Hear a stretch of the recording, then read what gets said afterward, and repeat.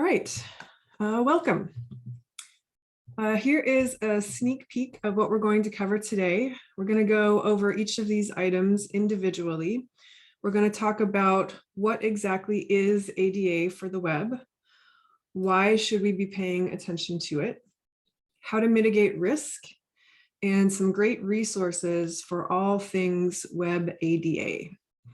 And I'd like you to save your questions for the end. So maybe jot them down or put them in the chat and we will take a look at them as we get to the end here. I am also going to give you a PDF of this presentation at the end. There are some helpful links throughout the presentation that you might want to visit later. So no need to write any of these down. All you have to do is grab the PDF when we wrap up. So I'm going to start with an eye-opening question for you, and I'm going to want you to put your answers in the chat. And please, no cheating. How many people worldwide live with some form of disability? What are your guesses?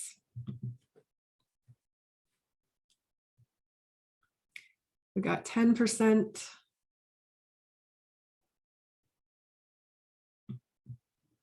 And 25%, 40%. These are great guesses.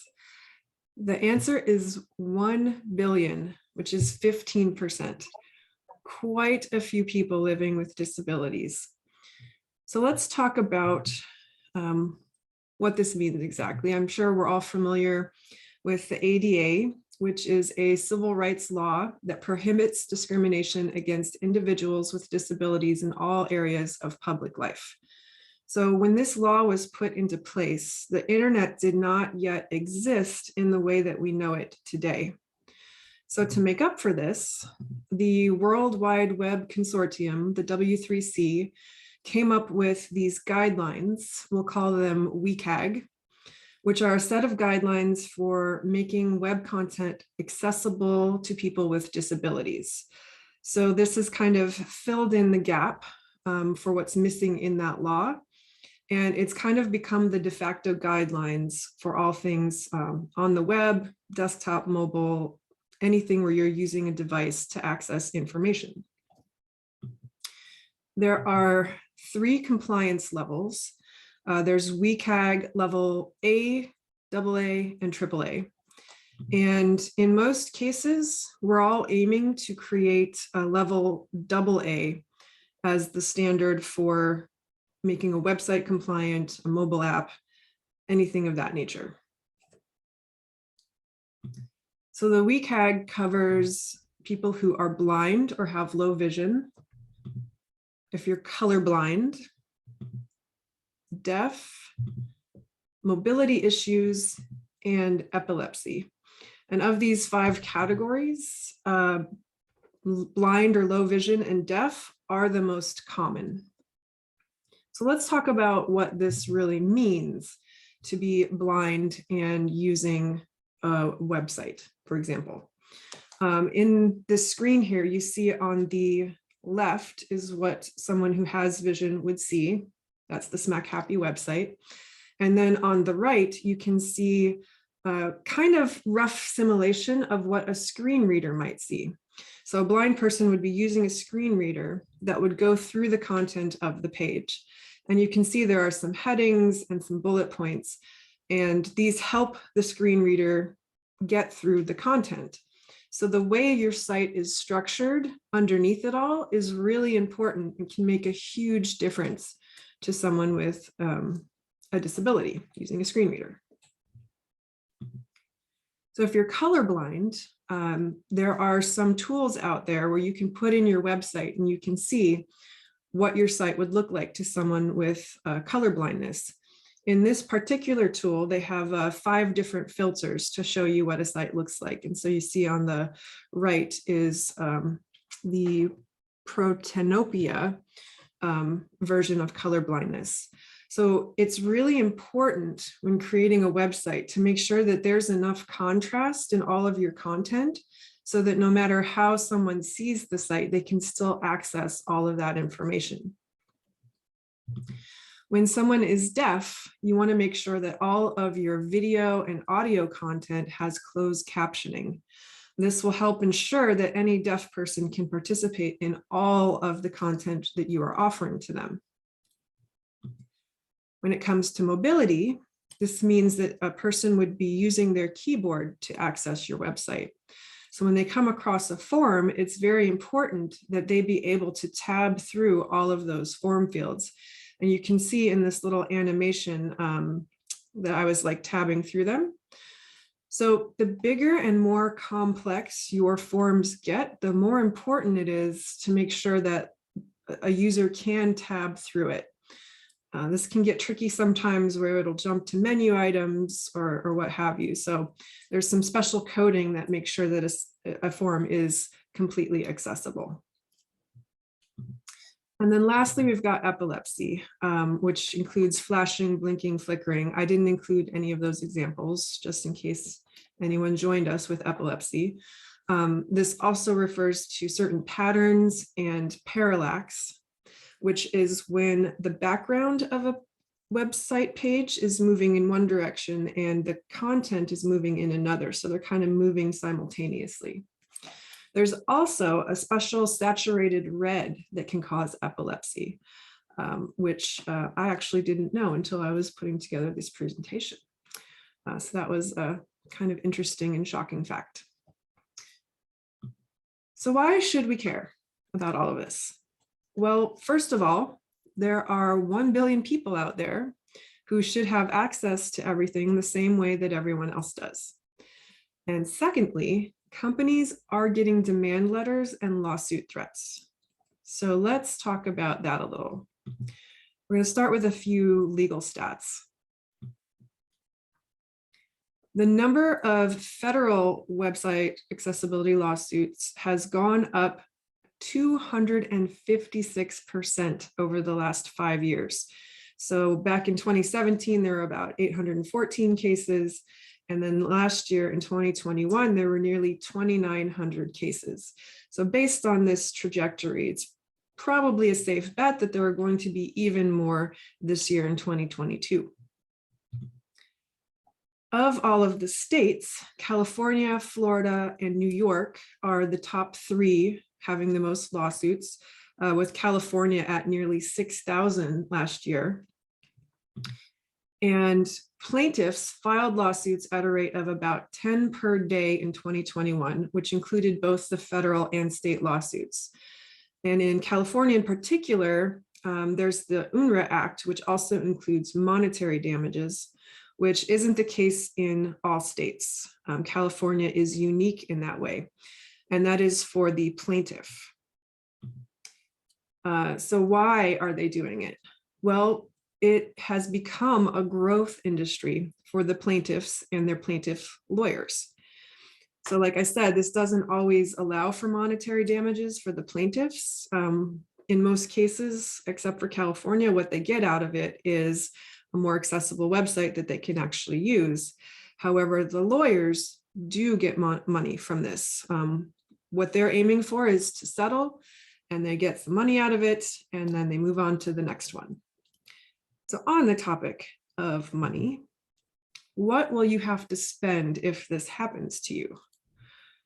Well, you're going to look at $5,000 to $15,000 for the plaintiff's law firm fees, and then about $5,000 for your own defense attorney fees.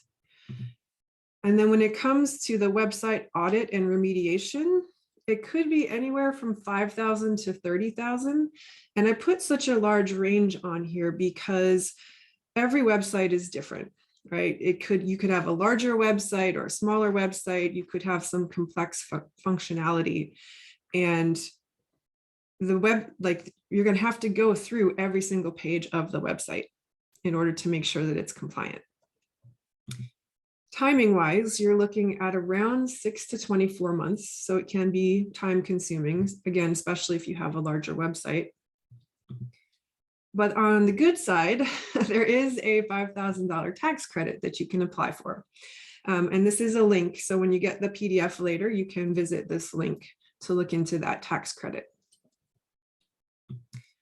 So I recommend that you maybe if you get compliant first, you could save potentially that $5,000 to $15,000 in attorney's fees with that tax credit. So you would only be spending the money with a web firm getting the audit and getting your site fixed, which would definitely be helpful. So if you get a demand letter, the first thing you want to do, take it seriously. Do not just set it aside. Look into it right away and find yourself a good ADA lawyer. You want someone who really knows what they're talking about in this area. You know, this has been going on for at least 5 years. So there are plenty of lawyers out there who have dealt with it. And I do have a resource that I will share later in the presentation for this specific type of law. You also want to take it to a web accessibility expert firm and have it tested. And then you can have your lawyer write back. So you have the website tested, and if you can show that it is reasonably accessible and you can represent that you've taken the right steps and that everything is in good shape, you send that back and you should be good to go as far as that initial threat goes. However, if you get the audit and it turns out that your website needs work, then you would negotiate a resolution pre-litigation. And you're aiming for a settlement. They just want to settle. And then you would be given a period of time to get compliant. So let's talk a little about who this is happening to. Last year, e-commerce companies were sued the most often, accounting for about 74% of the federal cases.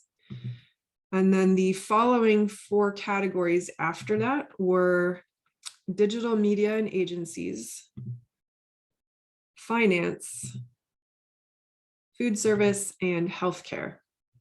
And those 4 categories made up for about 5% of the total of those federal cases.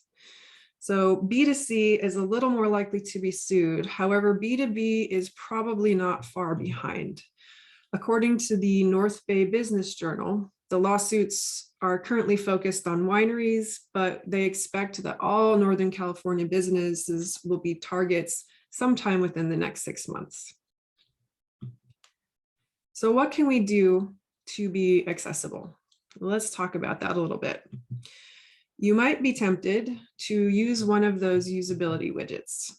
That's where we put a little code on your website, and then you have a little icon, and it pops up this menu that has like a screen reader. It'll change contrast, it'll change font size. Well, these tools actually make it worse for someone who has a disability and already has accessibility tools on their devices. These tools tend to add an extra layer of complexity, and they get in the way, and then they make the experience even worse. So here's a quick stat to help support this. 67% of web accessibility users rate these overlays as not at all or not very effective. So we recommend not using them for that reason, but additionally, they can become a beacon for those lawyers who are seeking to sue companies for this.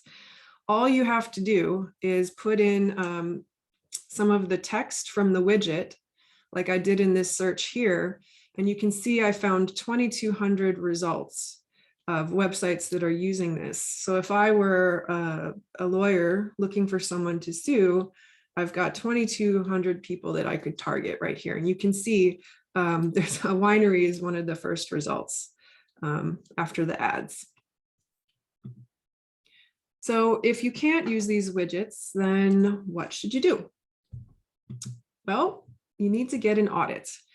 And you can start with one of the free audits. You can run one of these tests and you can get a sense of how well or how poorly your site does. However, the problem with automated tests is that they only detect roughly 30% of the WCAG issues. Human testing is essential to get a complete accessibility audit. So I recommend for your audit Ken Scales from Scalesology.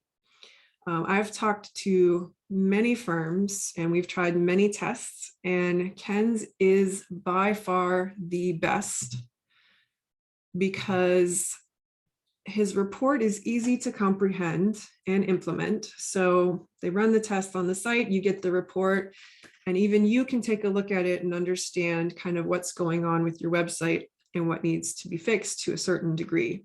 But then you hand that over to your web team, they will implement it, make all of the changes, and then Ken will recheck the site after those changes are complete. And if everything is good, he will give you a certificate stating your compliance. However, you do not necessarily stay compliant forever because you're going to continue making changes to your site. You're going to add functionality, you're going to add content. So you're not just going to run these tests and be compliant. We recommend doing some ongoing compliance checking, and he offers some packages for that. So let me show you a quick example of what it was like to work with Ken. We have a client that has a gynecology office, and she heard about all these lawsuits and she got nervous, so she reached out to us.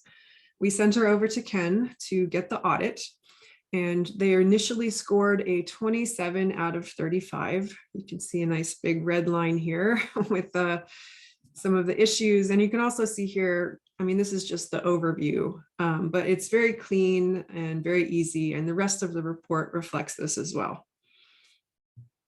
So we made the changes, we handed it back over to Ken, and then they scored a 35 out of 35. And when you put the two side by side, we've got the before on the right side here and the after on the left. It's not huge differences, they're subtle, but they're enough to make a really big difference to someone who needs this accessibility. So on the lawyer side of resources, I recommend Steve and Barron. Both Steve and Ken helped me with some of the information that is here in this presentation. Stephen has been dealing with the ADA cases for over 5 years. And I asked him what he recommends for the folks who would be attending this presentation. And he said that you should get help from competent legal counsel. Again, that means someone who has experience in this area, and digital accessibility experts who perform both the manual and automated testing. Because remember, the automated will only get about 30% of the issues. He also said that you should train your team on accessibility issues. So if you're going to go through all of the trouble to get compliant, and then your web team continues to work on the site, it's better to have them, adding things with compliance and accessibility in mind, so that you're not going backwards. He also said that you should make improvements on accessibility to websites and mobile applications according to the WCAG 2.1 AA standards. I had mentioned that earlier. That is what everyone is aiming for. And to engage in periodic re-audits of sites and apps. So like I just said, you want to make sure that you're doing an audit again every now and then. Unfortunately, I do not know how often we should be doing this, but I can get that information and I'll send that in the follow-up to this. He also said that you should provide your users with a way to send feedback on accessibility. So if you're going to go through the trouble to make sure your site is compliant, you also want to make sure that those users can give you information on how it's working or how to make improvements. There is also a great interview with Ken and Stephen, and I've linked to it here. That goes a little deeper on the law side of things and what has been happening with regard to that. So if you would like to get the conversation started, you can visit smackhappy.com/accessibility-audit. And you've got some options there for getting an audit started, and we can help you out. And I am now ready for questions. Does anyone have any? Nicole, I have a question. Yes. I remember when I researched this about a year and a half ago, it was specifically targeted to businesses that had so many employees. Is that still the case, do you know, or is it basically anyone now? Yeah, I think it's anyone. The number of employees doesn't really matter. Okay, thank you.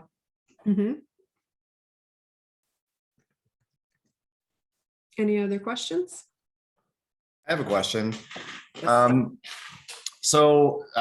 Like currently there is a circuit jurisdictional split kind of regarding the whether there's like a physical nexus or not having a physical nexus.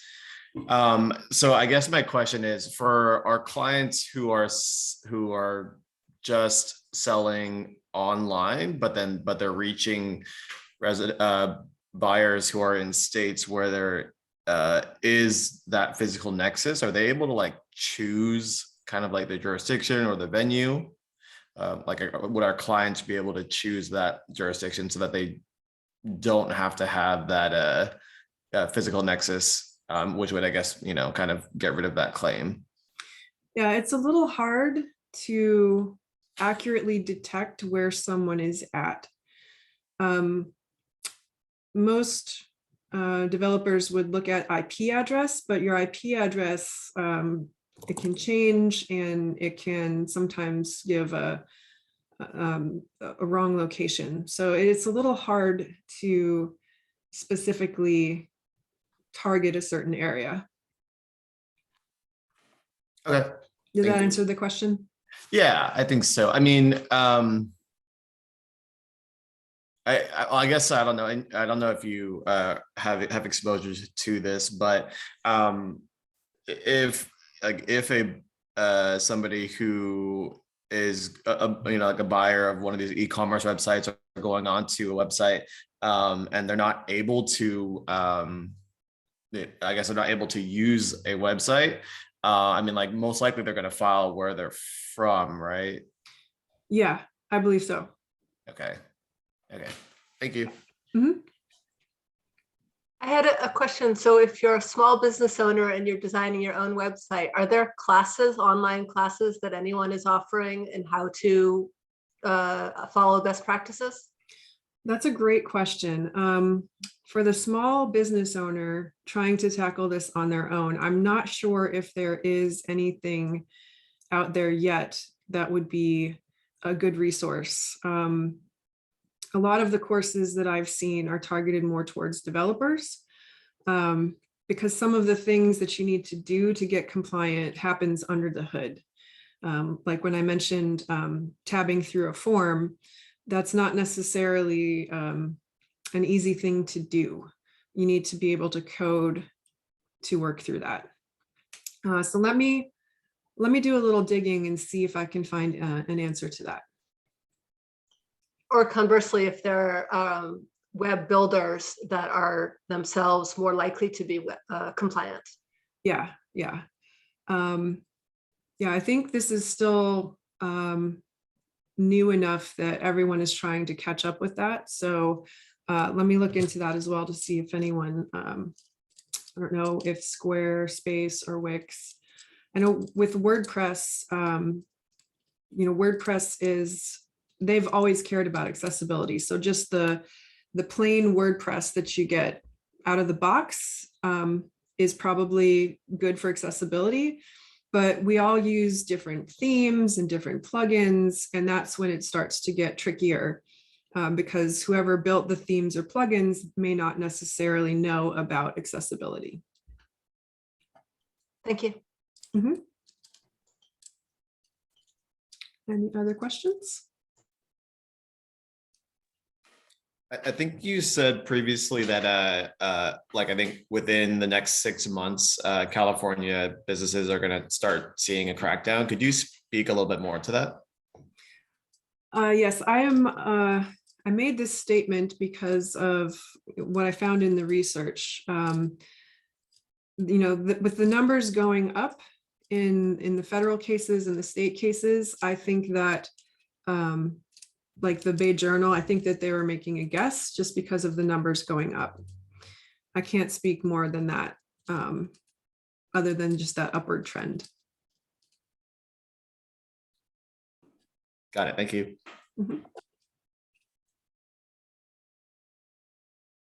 Anybody else? All right, we are going to put the PDF in the chat here, and we will also send out an email that has the recording and the PDF in there as well. And I thank you all for joining us today. There's the PDF. And if you have any follow-up questions, you can always shoot me an email. I'm happy to answer. And I will also look into some of the other questions we had that I could not answer here. So thank you all, and have a wonderful day. Thank you. Thank you. Thanks.